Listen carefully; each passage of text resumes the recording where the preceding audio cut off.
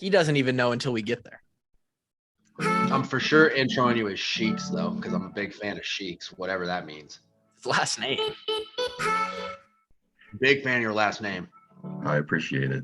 How about his voice, dude? Sounds like the Terminator. That will probably make the intro now. You just get it out.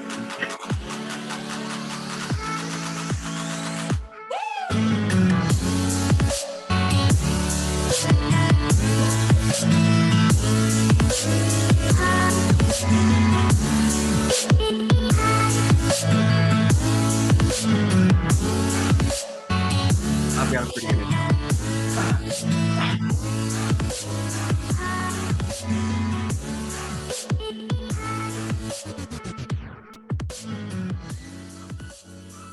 Welcome back, Wash Up Walk-Ons fans, episode 312 of the podcast. And today in this introduction here, I want to teach you guys about a little bit of something called conception. And there was two gentlemen, one named Sam Yam and the other named Jack Conti. And they conceived this idea called patreon.com. And because of patreon.com, we have a Washed Up Walk-Ons Patreon. Because of that, we have people that subscribe monthly to our Patreon and make a generous donation to the Iowa Children's Hospital, as well as join the Army for the fun that we have over there. And today, we have a fine gentleman staring in front of me with the name Sheiks, which I very much appreciate. Voice like a Terminator. Kluver gave me that one pre-podcast. I really pretty much like that one. And without any further ado, welcome to the podcast, Sheiks, and let's have a little fun, pal. All right, I appreciate it. Thanks, guys. I mean, how do we? He opens his mouth, and it's just like, Tim, how you doing? I'm doing well. We caught you on a Tuesday, and if it was Tuesday afternoon, you'd be on DHT, and maybe sometime you can come over there. Now, for those, honestly, that's what we should start doing, dude. We should start auctioning DHT episodes for charity. It all goes to the Children's Hospital, and each week we auction off our guest on DHT. That might be an idea right there, Cluvy. And they get to come on and tell, like, either agree or disagree on if they, if they don't like people overweight, like yesterday's episode or stuff like that. Tim, did you catch yesterday's DHT already? I did. How would you? So you watched Kluver hang himself? Yeah, I listened to it while I was walking. Yeah, it was pretty funny though. I was dying while I was walking. Going through. It's pretty good when I'm like on my walk and I'm audibly laughing out loud, right? I'm the only one there, but people probably just hear this random audible laugh. Yeah, we get some of that sometimes. Tim Sheiks is on the other side of that conversation, Drake. First of all, he's doing it while he was moving his body. He was on a walk, right? And walks are big on the Tyler Kluver fitness plan. They are. I mean, Tim can talk about that. If we want to just turn this into a Tyler Kluver fitness promo, we could, because Tim is a client. Tim, we already have come to the conclusion and the understanding that Kluver cherry-picked you out of the Patreon subscribers because you are also a subscriber to the Tyler Kluver fitness empire. There's no home cooking. I understand that he has you under his spell, but congratulations on your fitness journey, man. I appreciate it. It's been fun. Yeah, the real reason that we picked him is because we're twins. If I shaved my beard down to a goatee, Tim and I could. And look, Kluver is like 3 steps away from an Iowa football strength conditioning coach, but he's got the exact same look as them. And I don't know who you're trying to be more, Mark Wiseman or an Iowa strength coach, but you fit either bill. I would take any of them, to be honest. That'd be a dream job. I mean, to be exactly what you're signing up for, because I thought it was going to be a dream job until I went and saw what they had to do. And then I was even going to school to do that. And I said, not ever going to do that. So not quite the dream if you knew exactly what went into those days for them. It's that's true. yeah, there's a lot of pros and cons. Now I want to walk this back before we get into Tim Sheeks, because Tim, you're going to get plenty of spotlight here and questions thrown at you, and you're going to get to ask questions as well. For those of you who did not listen to the 2 previous episodes, we had our boy James on before for episode number 1 of this series, and then we had our guy Mike on, both fantastic episodes, right? And now we have our guy Tim. If you would like to be in the running for episode number 4 of this series, patreon.com/washupwalk-ons, and you get a bunch of different perks, including the ability to be in the pool and the running for these. Now, Drake, did you do a on the spot research of who founded Patreon in that intro? No, my favorite podcast is a podcast called Are You Garbage? And in their intro, they're always like, they're plugging all of their different things. And they're like, oh yeah, and what's that last thing? I can't forget. Oh, patreon.com. And they're like, thank you, Jack Conti and Sam Yam. Like, we owe you everything, da-da-da. So that's where I got that from. We might have to start adding that one in. Because the Patreon is a really easy way to both get people to enjoy more of our content, make it really easy as a monthly sort of thing that kind of just sits, for some people, it's like, oh, fuck, we got charged again. But I would like to think that we come through on the $4, $8, or $12. I think DHT is worth it enough, plus the donation to the kids' hospital. What do you say, Tim? Is DHT worth $4 and then $4 to the children? Oh, yeah, absolutely. So really, it would just be, is DHT worth $1? Because you get 4 DHTs for that $4. It's true. Yeah. So is DHT worth $1? I think so. Yeah, absolutely. I think it's every week. It's kind of the one that you look forward to the most, just because you have no idea what's going to happen, right? Like at least we have a little bit of an idea, right? On the Monday, Thursday one, like we're going to hit on some Hawkeye topics or things that have happened, throughout the week. But DHT, you're just like, I have no idea where this thing's going to go. This thing could explode like a nuke at any point. Yeah, man. That feels so good to hear, that people are strapped into the roller coaster that they don't even know where it's going. Yeah. In fact, I had somebody message me on Patreon today asking where the Goopy merch is at. Like they want For real, Kluber, you're dropping the ball, merch guy. I'm not. There's a timeline to this. We're doing the spring drop, and then the next 2 pieces are fully tinted, which I have a design idea for. And Goopy. Okay. They're coming. So patience is a virtue is what you're telling them. Yes.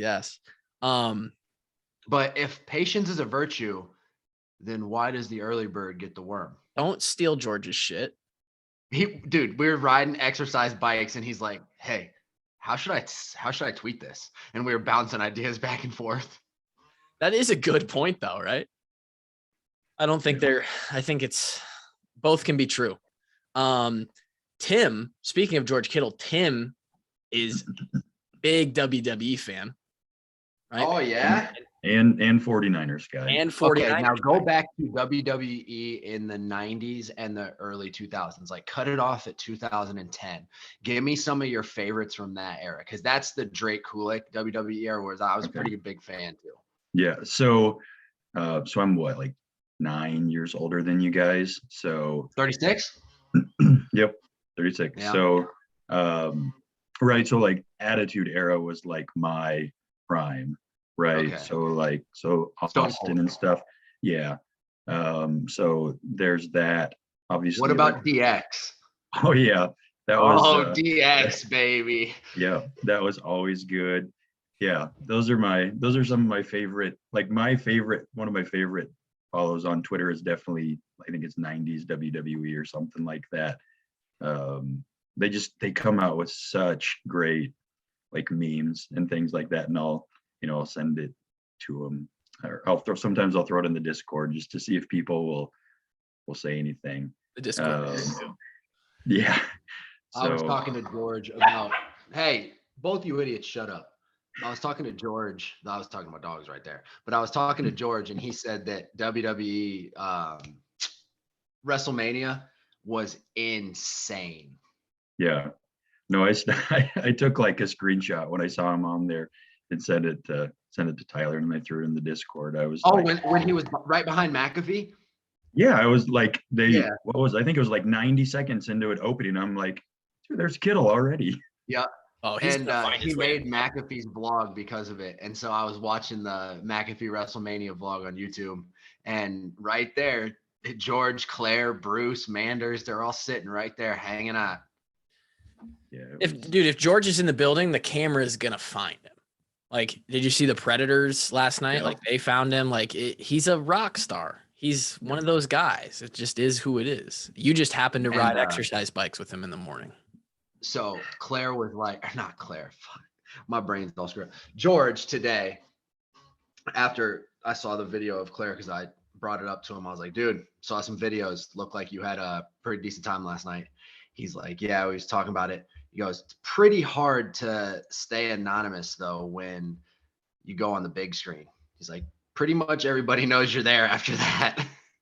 He said he had to take a lot of pictures after that. Yeah, your night's ruined. Your night's ruined at that point.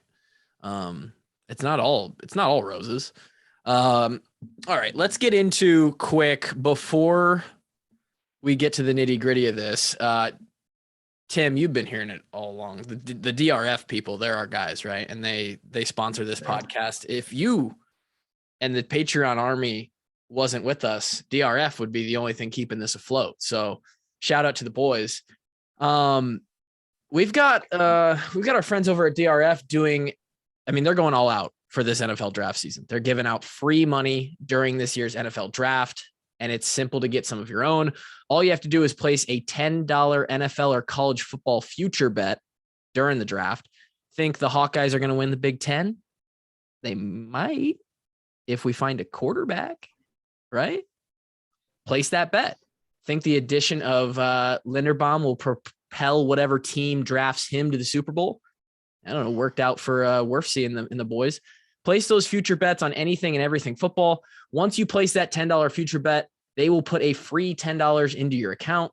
Use this before May 7th, Saturday, May 7th, and the free bet you can then use on any NBA playoffs, Stanley Cup, or any other sport. So shout out to the boys at DRF, keeping us alive. Tim, when and what is your first Hawkeye memory? Oh, are you a lifer? Are you a lifetime guy? Oh yeah, absolutely. Okay. Born and raised. Yeah, absolutely. So honestly, like basketball has always been like that's been my sport, like growing up and everything. So like getting to go to stuff, I got to go to basketball games more than I did football. Sure. And then my true like first memory was, I want to say, I don't remember, it was 92 or 93. It might have even been shortly after Chris Street died. We went to an Ohio State Iowa game, and like my favorite player was James Winters, and he was actually out that day, but he was down on the bench, and I like went down on the court and like he signed my hat, and that was just like that was the coolest thing ever to me at that moment. And you still remember that being like 6 or 7 years old? Yeah, absolutely. Like it was, yeah. And then as far as football, I remember, like I said, we didn't really go to any games growing up. We just kind of watched them on TV. But I remember going to a spring game, maybe like 95 or something like that, and getting to buy it wasn't technically a Cedric Shaw jersey, right? But we all know it was a Cedric Shaw number 5 jersey, with when they had like the yellow feather wing stuff on there. So I remember that was like the first jersey I had. And then shortly after that, my dad got me like a number 6 Tim Dwight. Like obviously we share the same first name, so but Tim Dwight was just always like, he's just always been my favorite no matter what, right? Like everybody, for me anyways, like my 2 favorite Hawkeyes of all time are always going to be Tim Dwight for football and then Andre Woolridge for basketball. Like it's just, they're my guys growing up when I was that age, when you kind of have that influence, I guess. Yeah. So that's, there's guys that I respect and love, and was a huge Marvin McNutt guy. But Tim Dwight's just always going to be that guy. Big Tyler Kluver guy. Yeah, absolutely. Unfortunately, I missed your big moment. You weren't there? We, I was not, unfortunately, and there was a 11-year run from 08, 2008 to I guess through 2019. Obviously, nobody was there in 2020, but up until then, I only missed 2 games during that stretch, and one was the Ohio State game because my daughter was born the night before. So it was, it was one of those things, but it was a cool So you didn't moment. bring your daughter to Kinnick? No, she was One day a old. little early. Yeah, she was a little early. So we were up in the NICU watching the game. And I mean, she was fine. She was, it was just that she was early, so it was more precautionary. And I remember like I had her, I was holding her as the game started, right? And we get the pick 6, and like I like stand up and I'm just losing my mind. And like I just hand her back to my wife. I'm like, I can't do this. Like, I'm going, you gotta take her. You're a lot calmer than I am right now. Oh shit. So yeah, like that was, so it was really cool. Just then my wife went, she was tired. She went back down to her room, and it was my daughter and I up in her NICU room. And the game, everything just went right that game, right? So like we'd score, or you guys would score, and I'd give her like a little fist pump in her, bed, and be like, we're gonna do this. And it was pretty cool. That is a pretty cool first moment with your kid. We were fist pumping our teammates like, we're gonna do this. Yeah, and we were. The cool part too was like Dolph gave her a shout out like right after halftime. Like they do like happy birthdays and different things like that during the game, and I'd sent him the information, so he shouted her out, and I've got that saved on our iPad just so we can save that and show her someday, like, hey, this was like right after you were born. You weren't even 24 hours old yet. That's pretty great. Yeah, Drake, you're right. We were looking at each other like we were babies, just like, we're gonna do it, man. We're gonna do it. Can you believe this, dude? We're gonna do it. Let's just keep saying we're gonna do it, because I don't know if we're actually gonna do it, because these guys could strike hot and fast whenever they want. Yeah, that's quite a memory. I remember that. You are a big Tim Dwight guy. Drake and I met old Tim Dwight down at the KC golf outing, right? That's who we met, right, Drake? That is correct. I think he would come on the podcast. He's an interesting cat. I think he would be a good guest. Yeah. I think he'd be an even better time if you were one of his boys and you were going out drinking or something. He seems like a guy's guy. At least was I don't even think we can talk about the conversation we had that day at the golf course after everything was going kind of maybe on a Tuesday. Yeah, we could probably bust it out on a Tuesday. So then our dumbasses start a podcast, and how soon did you start listening to us? It was pretty early. I want to say it was in the first couple episodes I jumped on, because I believe, I could be wrong, but I believe within the first couple, I think even John Miller had listened and was like, hey, you should give this a shot or whatever. And I was like, all right, I'll check it out. And take his word for it. Yeah, absolutely. Yeah, I do trust what he says, right? I've listened to him for almost 20 years now, from his radio days up to and all the stuff he does now. So if he says this is something to listen to, I'll at least give it a chance. And so, yeah, I jumped in right away. I think you guys had like a little break kind of after the season, right? Like where you weren't really sure, are we going to keep doing this or not? And so I think there was like a little hiatus where it didn't, because it wasn't something that was constantly happening, right? It kind of fell back in the mind and wasn't something I sought out, and then kind of got back into it a little bit. I would say, probably like, I don't remember what specific episode. I do remember, I think the one that like made me kind of appreciate it, right? And more was like the one where you talked to Drake and you kind of dug into like his story. And I think it's just because it came more personable, right? Like I felt like I actually knew who I was listening to. And right, because before you're listening, you guys are just kind of breaking down the games and stuff, and you have a different perspective. But for me, at least, it was kind of cool to be like, all right, I have an idea of who I'm listening to, and like I can respect and understand kind of where you've come from. And so I don't know, like I'm kind of big into that whole something's got to draw me in. I'm not saying it's like story time, but just, it's kind of similar with wrestling, right? Like wrestling's cool, but if you can give me a really good story, like that's what's going to suck me in. Yeah. And if you can give me quality content where it's real and authentic and I understand who the people are, like that's going to keep me wanting to come back for more. Well, there you go, Drake. You've been around a long time if you're listening to the story about me, because I was still living in Iowa City when that episode came out. Yep.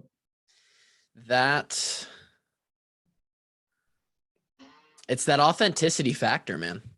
Like that. Maybe. And now the content's decent, man. Especially if there's anything to actually talk about Hawkeye related, we could put together a good hour. Yeah, we were rough in the beginning. Like it kind of hurts me. It hurts me to go back and listen because everyone. I don't know why you don't just delete 200 episodes, dude. Because we have people who find us. Shout out Allison Ringstead on Twitter. She's still working her way through every episode. She started like not too long ago, and she started at 1. Which some of those episodes, a lot of the episodes in the middle of the season, even some of the out of season ones, are time relevant, right? Like we're playing a team and we're talking about a team that week, and now it's not relevant because that team doesn't even have those players anymore. It doesn't matter. We're out of that season. She's going through all of them. She's getting the entire story front to back. And I don't think there's many people who do that, but we can't just have a podcast out there where like, oh, dude, I found this cool Hawkeye podcast. The very few times that may happen when someone's talking about us. And then it's like, where's all the episodes? It only starts at 158. Like, and they're like, oh yeah, they deleted them because they fucking sucked. Like, I don't think that works, but. And they missed like Kevin's 3 or 4 early rants where he really got off. Oh, episode 67 post the 2019 Wisconsin game is a top 5er. Kevin was livid. He was fucking pissed. And I'm pretty sure that's the episode where he drops the KF doesn't need Iowa. Iowa needs KF. All timer. Talk about fully tinted, huh?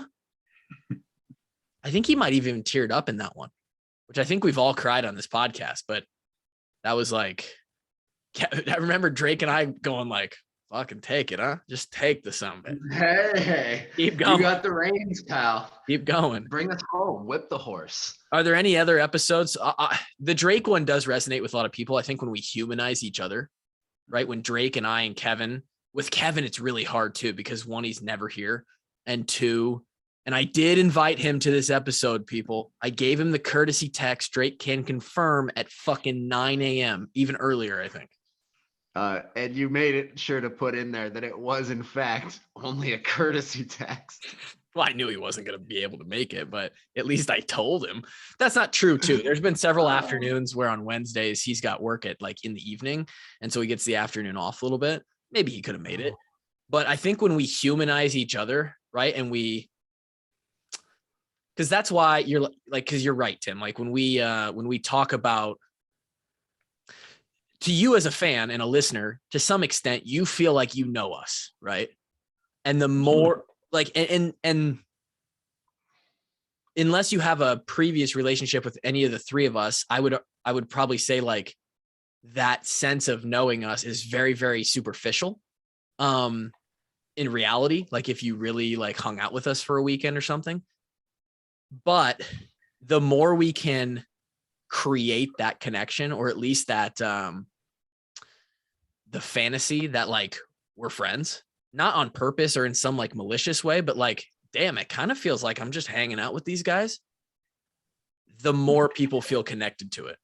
Right. And so I'll tell you what though, for the people on Patreon who listen to DHT and like as if our regular podcast wasn't raw enough, but like really understand us at what our humor is, like he's listened to the episode about me and like who I am as a person. He's probably listened to the mental health episode, listened to enough hours of us talking to you know what I'm saying? The Patreon subscribers, that's why we call them like our army, dude, because they really do kind of know us. they're definitely on a deeper level. Like that's why we can do one of these episodes and Tim just feels like he's just hanging out with us. It's not awkward or anything because he actually knows how we communicate.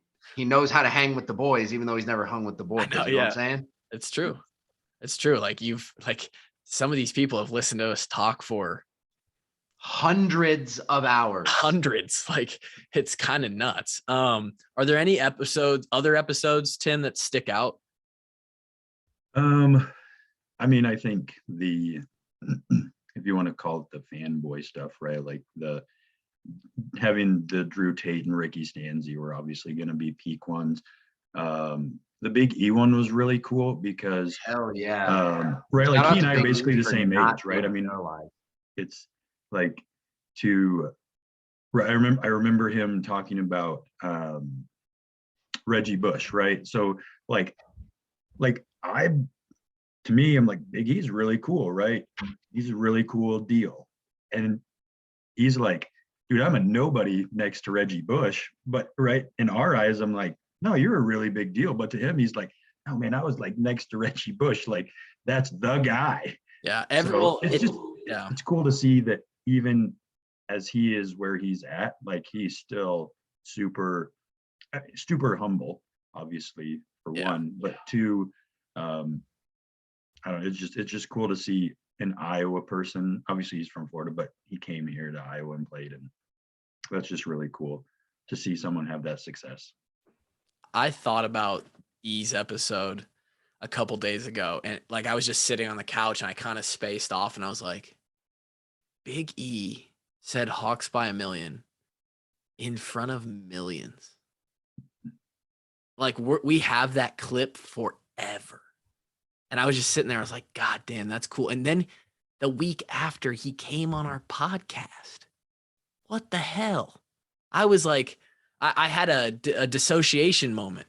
And I was like, did that happen? What is going on? He is crazy humble, by the way. Like even off the mic when Drake and I were just talking to him, it was like he was just a dude. Like it is cool to see that like people who are, I don't know how else to say it, more famous, more well-known, right? Still have people in there to them that are like the guy, some like mystical. The other podcast that I listen to all the time is the Foreplay podcast, the Barstool one, right? And obviously Trent's on there and he's from Iowa, but like I think of the same thing, right? Like these guys are just four guys that love to golf and they're just talking about golf and other stuff, but they have advanced themselves where I mean, I don't know if you guys ever watch it. Augusta.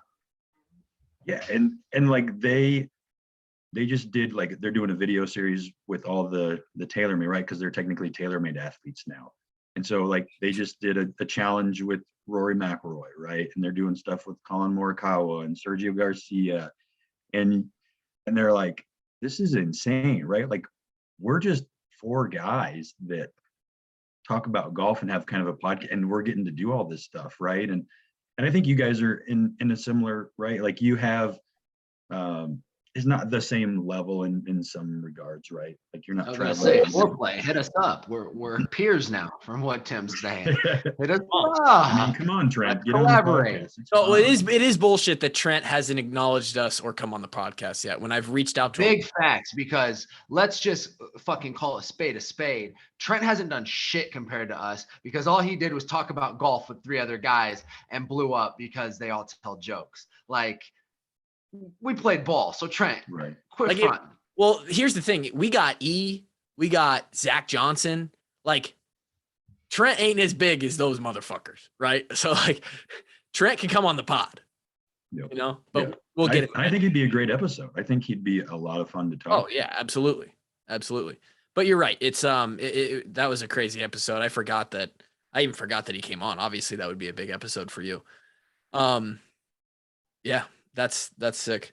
Um any so I want to get into Iowa specific stuff here. As an outsider, as relative to the program of like, hey, I've someone who's played like Drake and I. When you look at the Iowa football program specifically, are there things that you enjoy that Iowa does that it seems like most other teams or programs don't do? And then vice versa, is there stuff that you see like on social media, access to the program, stuff that other teams do that you wish Iowa did do? Does anything come to mind there? So I will say, and a shout out to him, Chris Ruth, like congrats on that new role, right? With I think he's at Central Florida now. UCF, yep.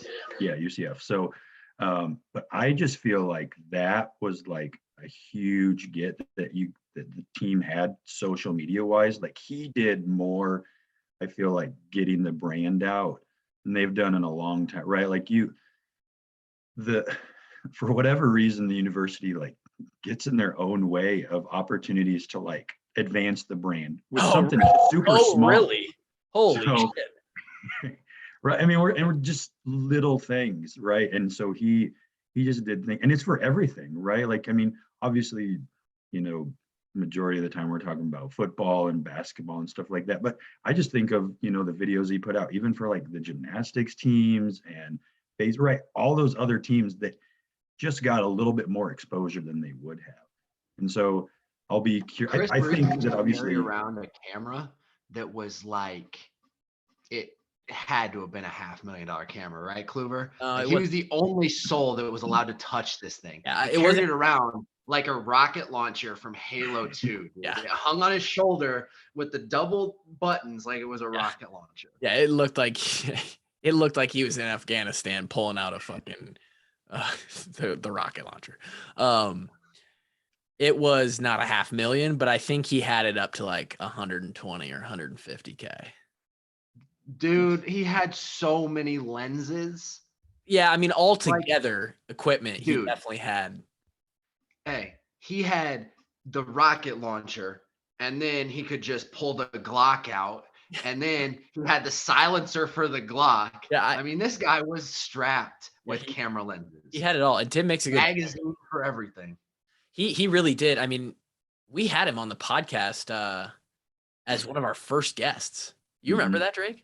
He was like episode, I want to say like 40, 41, 42 or 39, 40, 41 was 3 in a row. The first 3 guests we ever had.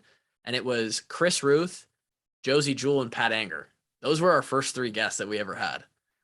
Pat's a bitch and just won't come back on. Just like, and I did Pat a favor and he didn't repay that favor. True.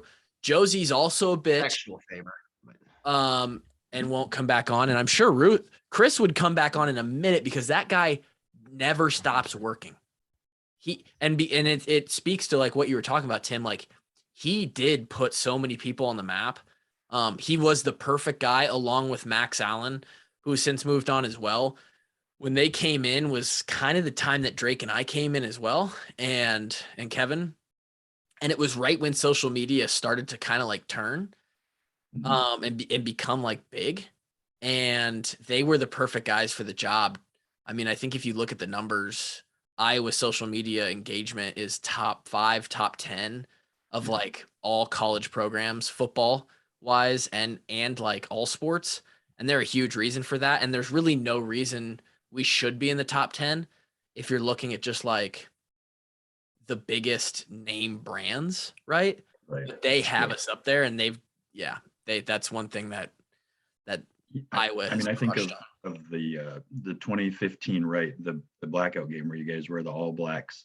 Like he had everybody that cares, right? Like there's a bunch of people that could care less whether or not you guys wear alternate jerseys. But as someone in 2015 who was 30 years old, like it was kind of still cool. Me, right? Like I still think they're kind of cool with jerseys when they mix things up from time to time. And so like you just give that tease and like you don't show it. And like they came out and they were kind of like you could see it, but it was dark. And so you couldn't really see what the jersey was, right? And then they would just like continuously peel the onion back until you finally got to see it like 4 hours before kickoff. You got to see what are we actually wearing, right? And he's playing, what was the song? I think it was a Rick Ross song. Black Coffins. Yes, black, right? Like that was just We need everything 100 about- black coffins for 100 bad men. Dude, Yeah. that I will say, 100 black crates so we can lay their ass in. dude, that was hard, bro. Like, talk about fully tinted. I'll get fully tinted on this episode right now, thinking about it. The production we had for that was top tier. And not only that, I have a special connection to that because then the first people out are always the specialists, right? And for a lot of the students, or even some of the fans who weren't checking social media, like the 2 to 4 hours when they finally dropped what they looked like, people still hadn't seen the video. And so they were in the stadium already, or they weren't getting service. And so the first time they saw, the hype was built. And then the first time they saw it was when me and Marshall and Dylan and Miguel ran out onto the field. And it was like, we got a big pop. And there was more people in the crowd that night because it was a beautiful October night. Yeah, because we did, that was the grapple on the gridiron in the morning. Yeah, My dad and I went to that. In November, I think. It was like the second week in November. So Yeah. you would think it would have been like 35 and it was like 70. It was perfect. Everything lined up just absolutely perfectly.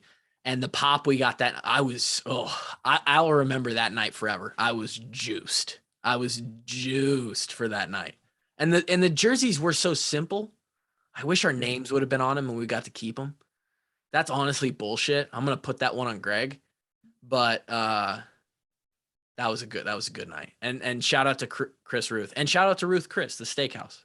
I love that place too. Anything that other places do that Iowa doesn't do? You're muted, Drake. I was about to ask that question, and it goes right along with that. Is there anything that you wish KF did Or that KF? these other crooked ass coaches don't do, like pay the players or anything? Because KF's a straight shooter, and football, especially Big Ten college football, Division I college football, is not a straight shooting game. Right. I think, when I say when I was younger, because I still feel like I'm really young. But I was, back in like 20, so what was that? 11 and 12, right? Like it felt at that time we'd like peaked almost again in 2009 and 10. Yep. And it just felt like, I don't know, like that was a really frustrating time. I remember, so obviously 2012 was a terrible year. Trash. 4-8, just, everything. You win on the road at Michigan State and then you lose out.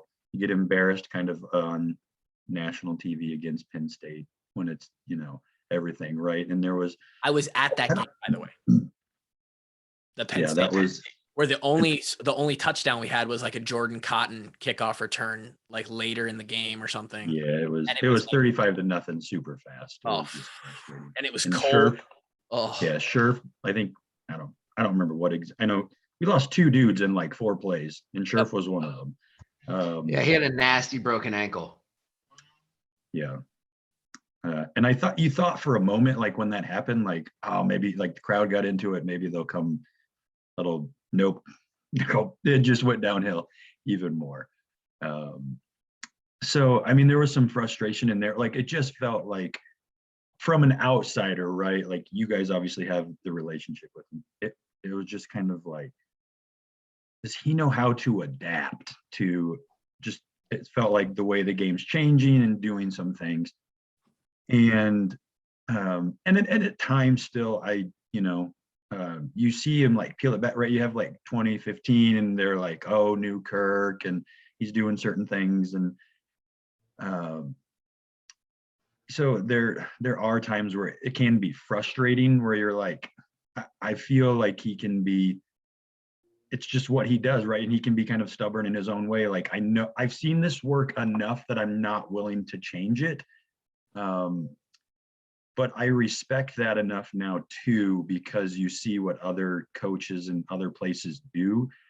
And while there is frustration at times, right, maybe even with the offense, right, you can be specific there.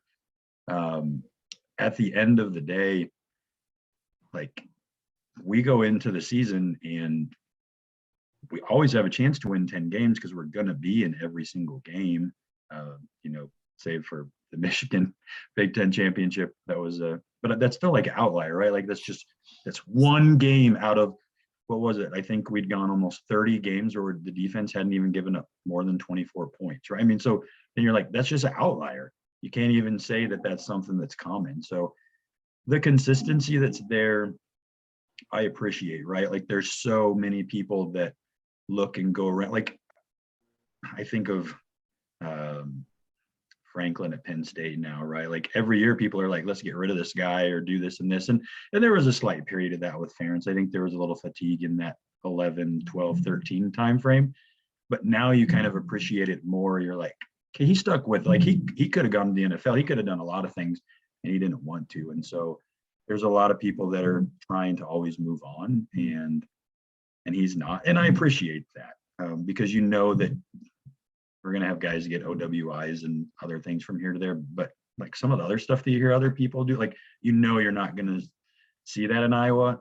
And if you do, like, I'm not going to say it's going to be swept under the bus type thing, right? But they're not going to make it a big deal. It's going to be like, no, we addressed it and took care of it, and we're moving on. Like, that's not how we run the program. I was going to say something there, but I'm not going to go that route. Plenty of stuff to say. He's a legend of sustainability. I get what you're saying too, because on the outside, especially on the outside versus when you're in the program, you just like don't know.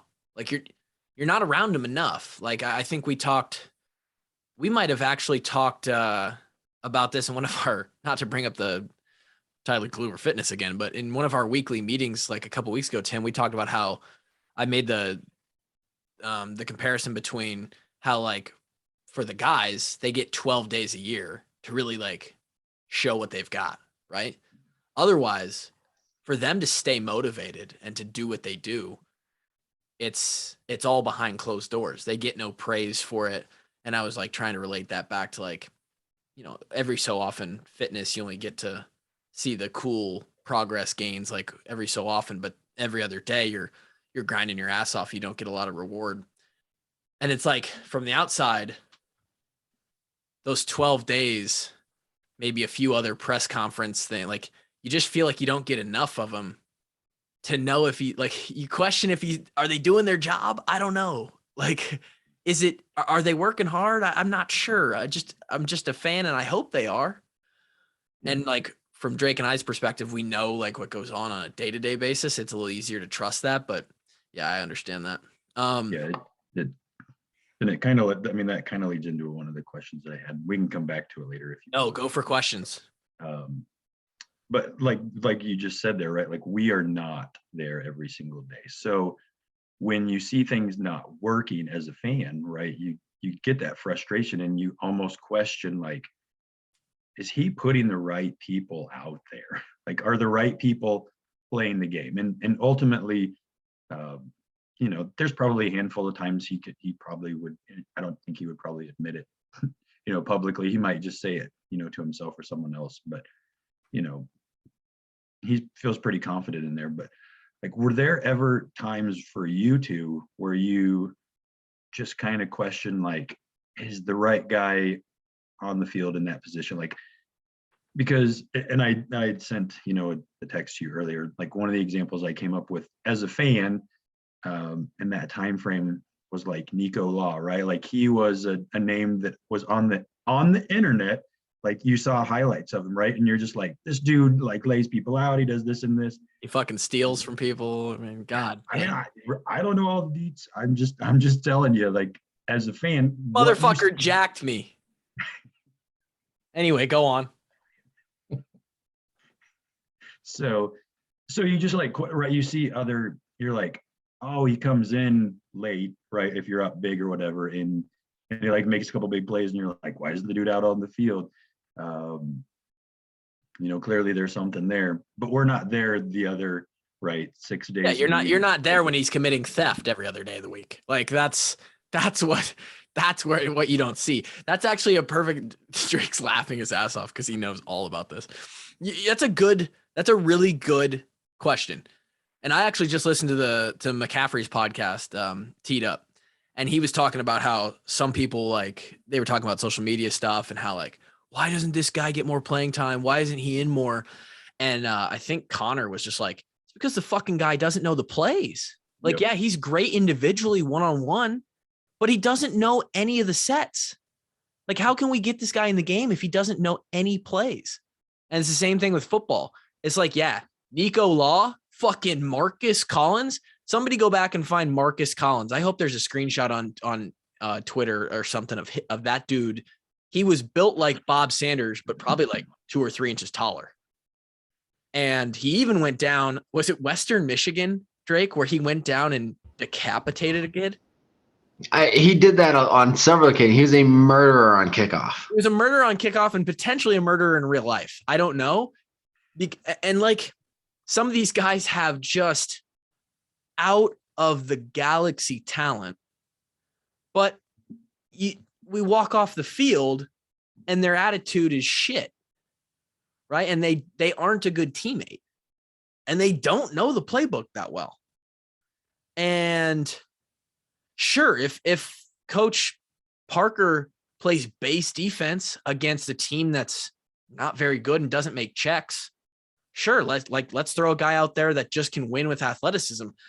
But if you're in a big time game and you got to run some sort of something deep in the playbook, tell you what, you probably don't want Nico Law out there. Guy's not going to understand what they're doing, right? A couple of the guys in that lawsuit, they don't know what the call means, okay? So can't have them on the field. Can't have guys just tossing the ball back in bounds, right? So it is what it is. And that's tough as a fan because we recruited this guy because he's talented and we've put him on the field a couple times. And so there's a disconnect of like, why sometimes, but not all the time, right? Especially, and it's just like, you want somebody out there, at least Iowa does, the way Iowa plays football. You want somebody out there who's going to be consistently good over occasionally great, right? Yep. So that's the answer to that. And the problem is that fans will never know. They don't know how close to the line that's being ridden with each individual situation.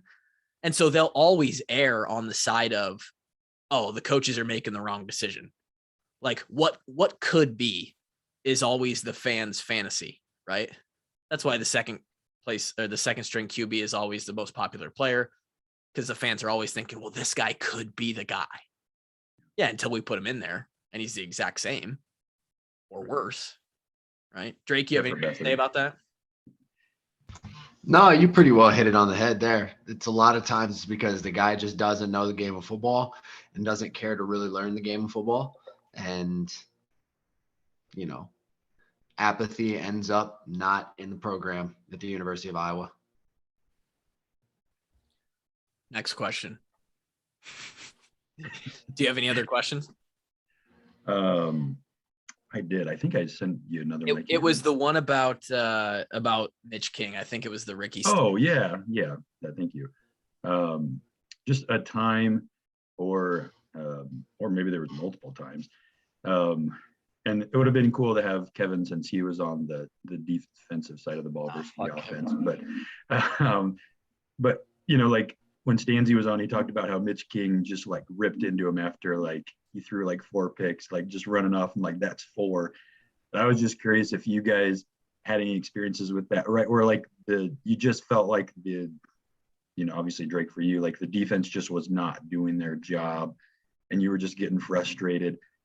It might, like I said, it might be more. I definitely never had anything with the defense there was several times where I got very pissed at specialists I was just gonna say. because specialists are the kings of just being fuck ups.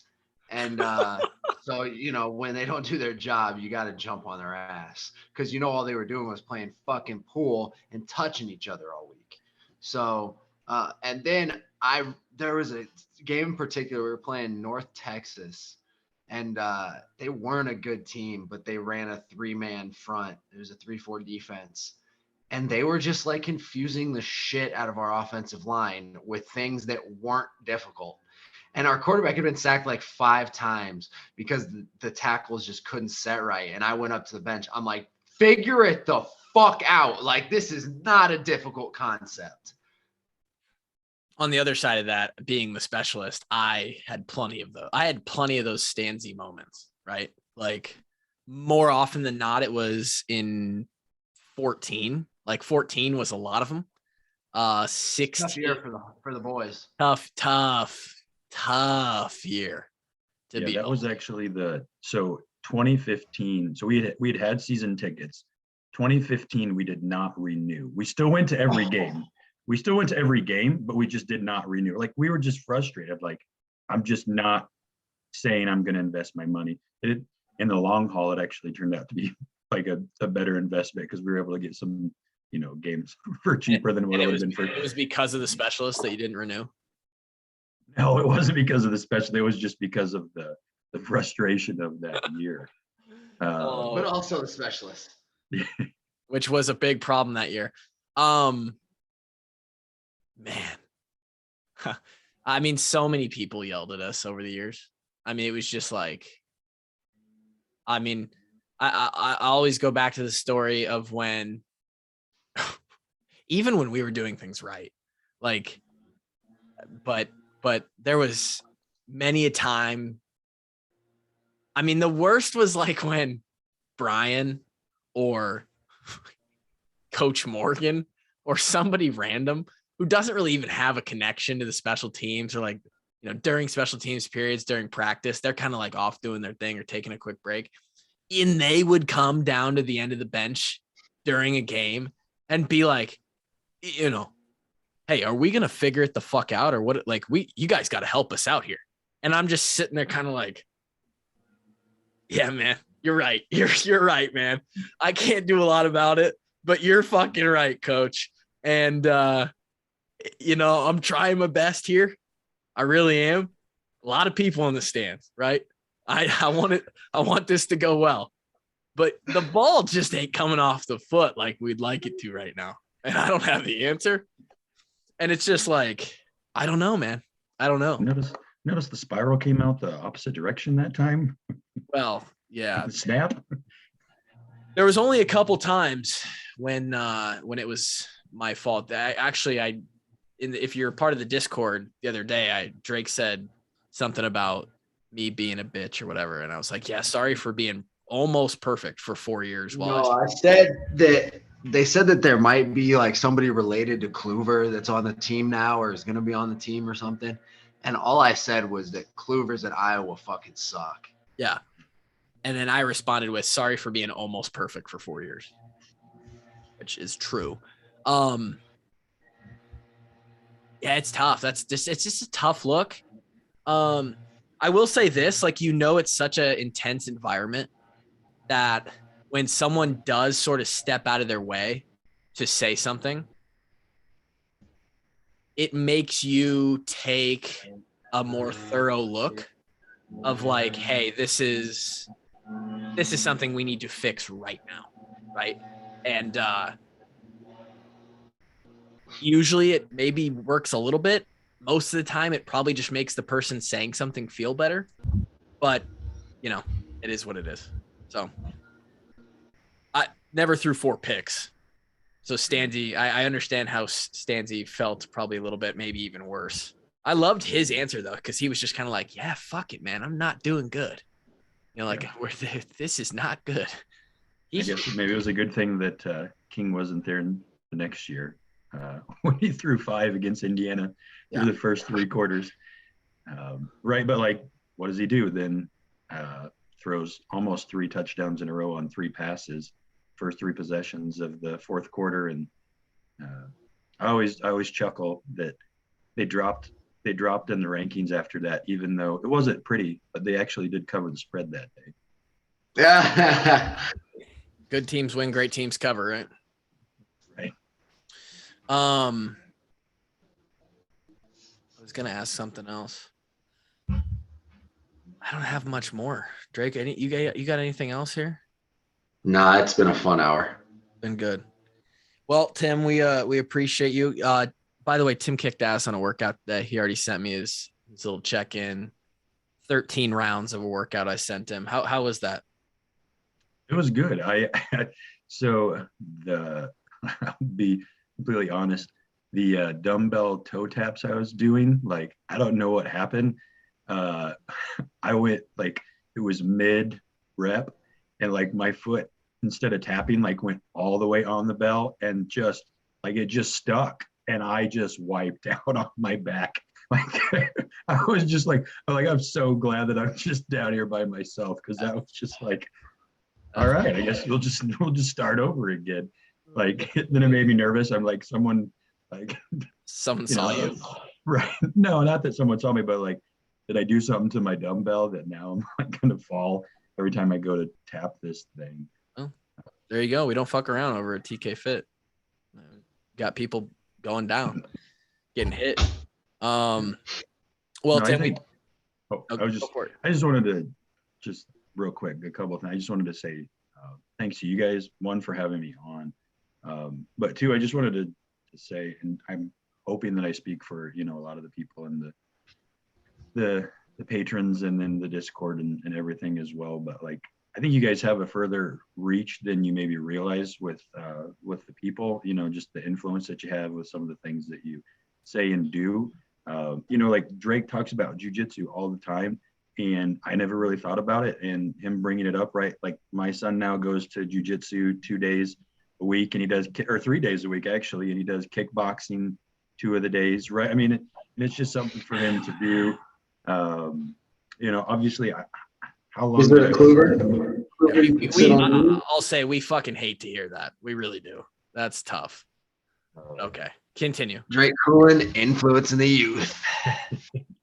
But and then obviously, how many times did you give as much as you joked about it, right? Given the plug during your podcast, and how many times did I listen to it? Like, I know I need to do something, and and I finally just reached out, and we're about to hit a year next week. So it's really cool. Obviously, you got the people reaching out with the Jennies, and I'm sure Crumble Cookie's not too far away as well, right? I mean, the Crumble Cookie is actually, me and my girlfriend are going to go out on a dinner date tonight, and it's going to be finished with copious amounts of edibles and Crumble Cookies. So that is what I'm looking down the gun barrel of. We are definitely, we're food influencers for sure. We've got, at this point, it's got to be in the thousands of dollars of retail that we've influenced on Jenny's ice cream, simply because it's $10 a goddamn pint, but it's worth it. And Tim, here's one thing that I will offer you. I also have the same education that Kluver did, except for I did much better in school and studied a lot harder. And I will offer you my services for half price, just so Kluver doesn't get the business. Hey, go for it. Hey, here's the thing though. Like, DK Fit. Fuck TK Fit. This is DK Fit. Yeah, fit this dick in your mouth. I think the fact that you got better grades doesn't mean shit about how good I am at the actual job. And actually, but I'm better. Maybe, but you don't know that. And Tim could just be like, yeah, he's actually not that fucking great of a trainer. But yeah, but guess what? Hey, Tim, I'm not trying to slight you right now. I'm not trying to dig you here. You worked with Tim today. I worked with George Kittle today, who's a better trainer. My athlete's in the NFL. Okay. We'll go that route. Suck me, Kluver. We'll leave it there. That's a slight to Tim, and that's really disrespectful at the end of a Patreon episode. No. Because I said, with all due respect.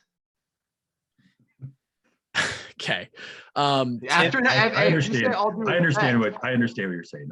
I don't take any slight. Tim, Listen, I am far inferior athlete to George as well. But all I'm saying is I'm a far superior trainer to Kluver. So come to DK Fit. We'll get you right. No. Tim, that is kind of you to say. We appreciate, I mean, the everyone that knows when we talk on the Walk On Army DHT podcast, like that shit really is like this weird, like tight cult community that we've created. It's really pretty awesome. Like we said earlier, there's definitely like a deeper level that you get to know Drake and I on. And the fact that you're not the only person or the first person who has said that we probably underestimate our reach and our influence, that continues to scare me every time you say that. And hopefully we've put out enough disclaimers of like, hey, don't fucking listen to us, man.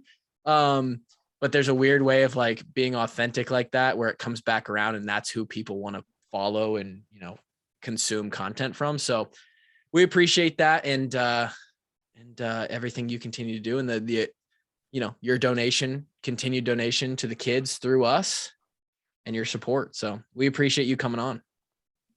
Thank you. Appreciate No it. problem. That's 312. If things work out right, we might be hearing from J-Bo on 313, 313.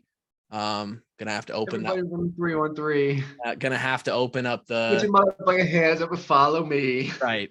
Yeah, and I think that's a good one for 313, and especially if Bohannon's the guest. And we'll talk to you then. Peace.